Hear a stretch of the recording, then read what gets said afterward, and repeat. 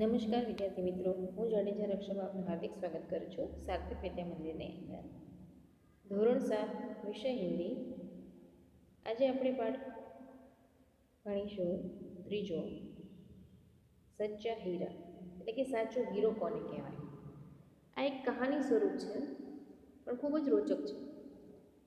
कहानी के साथ साथ हमें इसमें से कर्म हमारा कैसा होना चाहिए वो भी हमें समझने को मिलेगा. तो आज हम ये कहानी सुनेंगे, समझने की कोशिश करेंगे. प्रस्तुत कहानी में व्यक्ति के ज्ञान के साथ साथ उसके कर्म को भी महत्व दिया गया. તમારી સામે જે કહાની રાખવામાં આવી છે એની અંદર વ્યક્તિના જ્ઞાનની સાથે સાથે તે જે કર્મ કરે છે એનું શું મહત્ત્વ છે, કેવા કર્મ કરવાથી શું ફળ પ્રાપ્ત થાય છે એના વિશે પણ આપણને જાણકારી મળશે. अच्छा ज्ञान अच्छी बात है लेकिन वह आचरण में नहीं है तो निरर्थक है. શું કહે છે? સારું જ્ઞાન હોય એ સારી બાબત છે, પણ જો તમારા આચરણમાં ન હોય, તમારા વ્યવહારમાં ન હોય તો ગમે તેવું જ્ઞાન હોય તે નિરર્થક છે એટલે કે નકામું છે. इस बात को रोचक तरीके से प्रस्तुत किया गया. આ વાતને અહીંયા ખૂબ જ સરસ રીતે રુચિ જાગે એમ આપણી સામે મૂકવામાં આવી છે. એક સરસ મજાની કહાની છે 3-4 સહેલીઓની, અને કહાની ઉપરથી આપણને જાણવા મળશે કે આપણા જીવનની અંદર આપણો વ્યવહાર કેવો હોવો જોઈએ.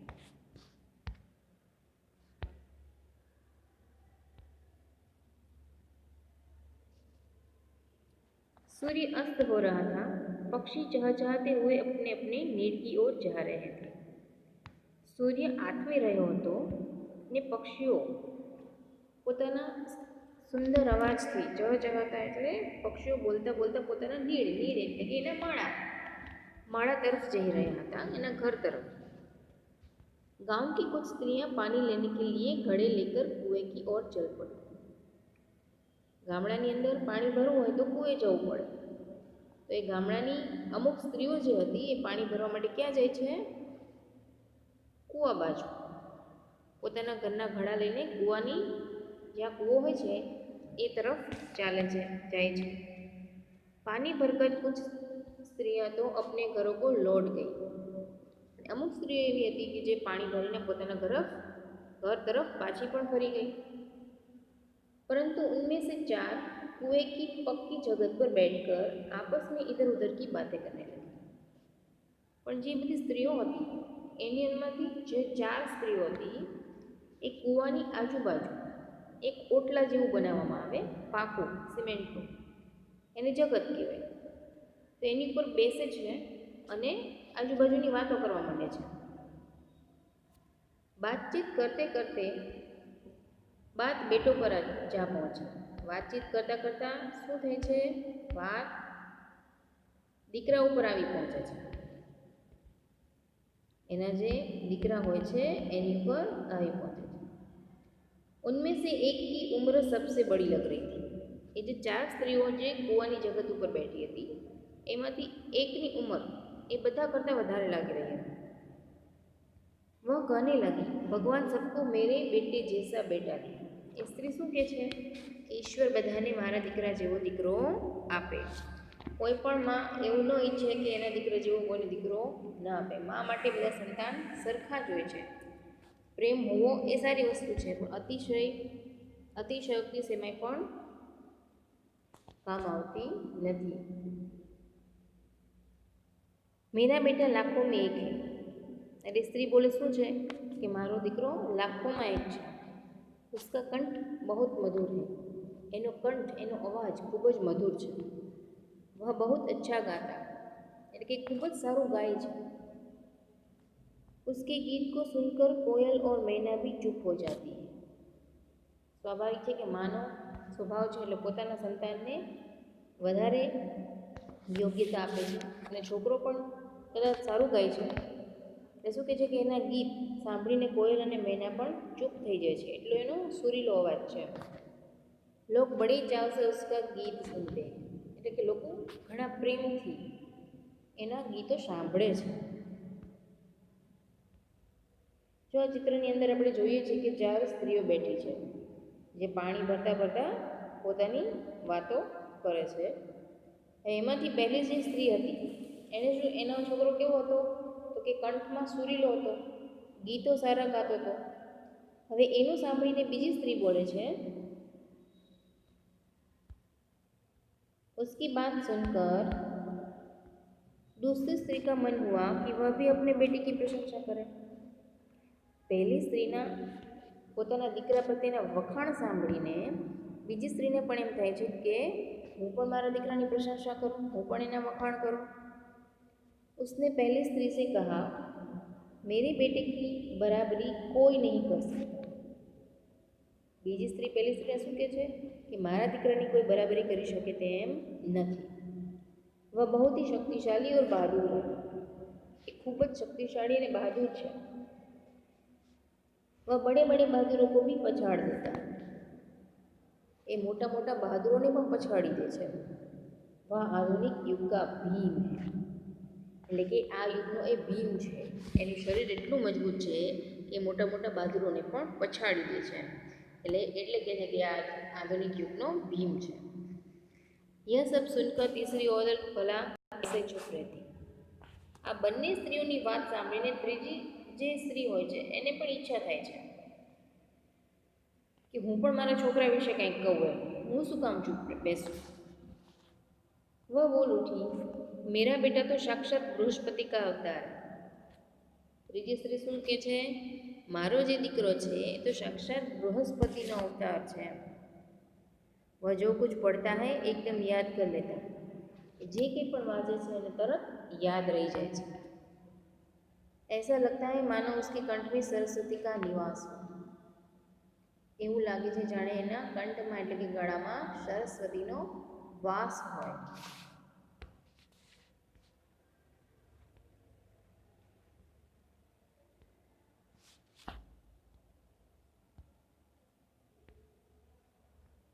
तीनों औरतों की बातें सुनकर चौथी स्त्री चुपचाप बैठी रही.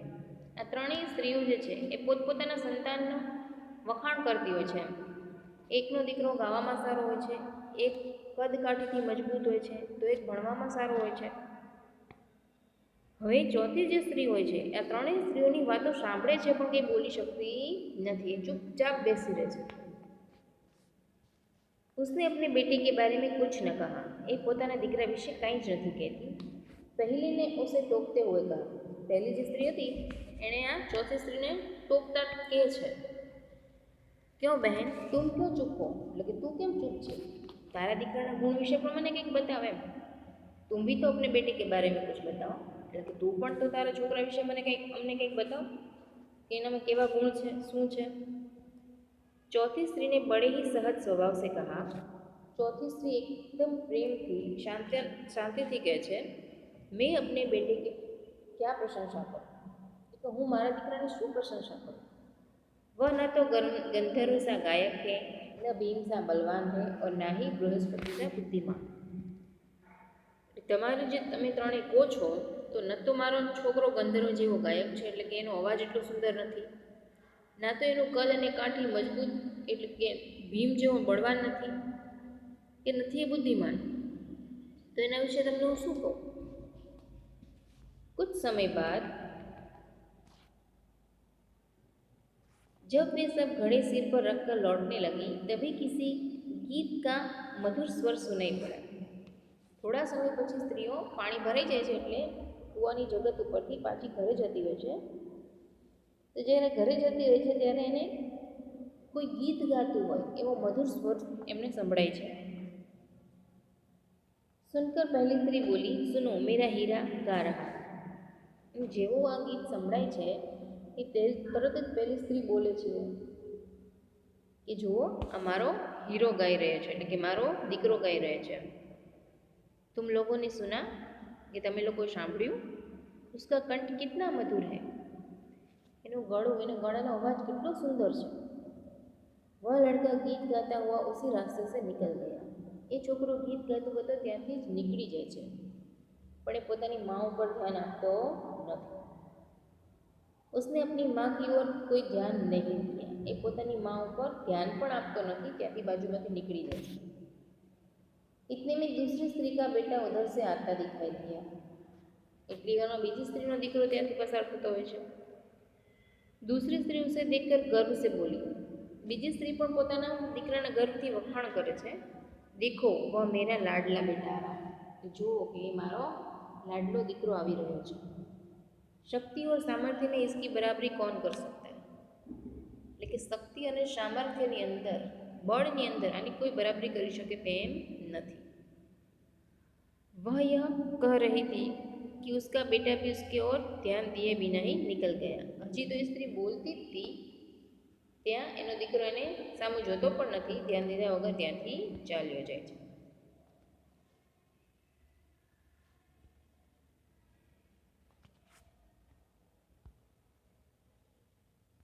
वे कुछ आगे बढ़ी तो एकाएक तीसरी स्त्री का बेटा उधर से संस्कृत के श्लोक का पाठ करता हुआ निकला। हजी थोड़ी दूर जाए छे, એટલે કે ઘરે નથી પહોંચતા, થોડી દૂર જાય છે, ત્યાં ત્રીજી સ્ત્રીનો દીકરો આવે છે, સંસ્કૃતના શ્લોકોનું પઠન કરતો કરતો ત્યાંથી પસાર થાય છે।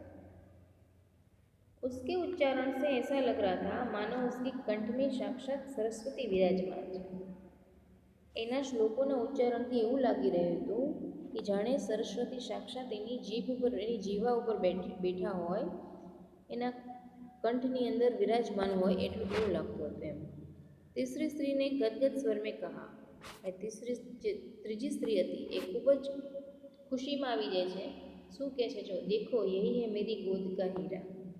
એટલે કે આજ મારી ગોદ એટલે કે મારો હીરો છે,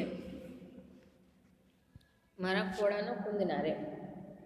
इस कौन बृहस्पति का अवतार नहीं कहता, परंतु उसका बेटा भी माँ की ओर देखे बिना आगे बढ़ गया। हजी पोताना संतानना वखाण करता ज होय छे, त्यां एनो दीकरो पण त्यांथी पसार थई जाय छे। वह अभी थोड़ी ही दूर गया था कि चौथी स्त्री का बेटा भी अचानक उधर से आ निकला। આ ત્રણેય જે સ્ત્રીઓ હોય છે એનું જે સંતાન હોય છે એ એની માની સામે જોતા પણ નથી અને ત્યાંથી પસાર થઈ જાય છે। હજી થોડી દૂર પહોંચે છે તો આ ચોથી જે સ્ત્રી હોય છે એનો જે સંતાન હોય છે, એનો જે બાળક હોય છે, જે પોતાના દીકરાને સામાન્ય ગણાવે છે, એ પણ ત્યાંથી પસાર થાય છે। वह देखने में बहुत ही सीधा साधा और सरल प्रकृति का लग रहा था। જોવામાં એકદમ સીધો સાધો અને સરળ પ્રકૃતિનો હતો। उसे देखकर चौथी स्त्री ने कहा, बहन यही मेरा लाल है। એ વખાણ નથી કરતી પણ શું કહે છે કે બેન આજ મારો દીકરો છે।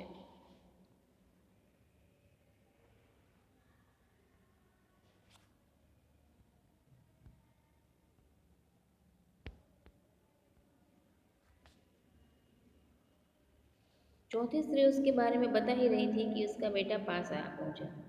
हजी तो ये ત્રણેય સ્ત્રીઓને વાત કરતી હતી ત્યાં તો એના દીકરોની પાસે આવી જાય છે। अपनी माँ को देखकर वह रुक गया और बोला। પોતાની માને જોઈને એ ઊભો રહી જાય છે અને કહે છે, માં લાવો મેં તમારા ઘડા પહોંચાડું, કે તમે જે ઘડો ઉપાડ્યો છે એ લાવો હું ઘરે પહોંચાડી દઉં। मना करने पर भी उसने माँ के सिर से पानी से भरा घड़ा उतार कर अपने सिर पर रखा और घर की ओर चल पड़ा। એની માતા ના પાડે છે છતાં પણ એ છોકરો પાણીનો ઘડો જે એની માના માથા ઉપર હોય છે એને ઉતારીને પોતે પોતાના માથા ઉપર મૂકીને ત્યાંથી ચાલ્યો જાય છે। तीनों औरतें बड़े ही आश्चर्य से चौथी स्त्री के बेटे को देखती रह गई। ત્રણેય સ્ત્રીઓ જે હોય છે ખૂબ જ આશ્ચર્ય થાય, ચોથી સ્ત્રીના છોકરાને જોતી જ રહી જાય છે। હવે આ જે ચારેય સ્ત્રીઓ હોય છે એ ચારેય સ્ત્રીઓ પાછળ એક ઘરડા દાદી હોય છે, એ આ બધું સાંભળતા હોય છે। एक वृद्ध महिला जो बहुत देर से इन औरतों के पीछे चलती हुई उनकी बातें सुन रही थी। एक वृद्ध महिला એટલે કે દાદીની ઉંમરના એક સ્ત્રી જે હોય છે એ આ ચારેયની વાતો ક્યારના એમની પાછળ આવતા આવતા સાંભળતા હતા। पास आकर बोली, देखती क्या हो? પાસે આવીને કહે છે કે જોવો છો શું? यही सच्चा हीरा है। આ જ સાચો હીરો છે કે જે પોતાની માને તકલીફમાં જોવે છે અને તરત જ એની માની મદદ માટે આવી જાય છે. એ પોતાની માની અવગણના કરતો નથી. તો સંતાન કેટલું હોશિયાર છે, કેટલું ગુણવાન છે, કેટલું પ્રગતિ કરે છે એ જરૂરી છે, પણ એની સાથે સાથે એનામાં લાગણી કેવી છે પોતાના માતા પિતા પ્રત્યે એ પણ ખૂબ જ મહત્ત્વનું છે. તો વિદ્યાર્થી મિત્રો, આજનો વિડીયો અહીં સુધી. આગળના વિડીયોમાં આપણે આગળનો પાઠ ભણીશું. નમસ્કાર.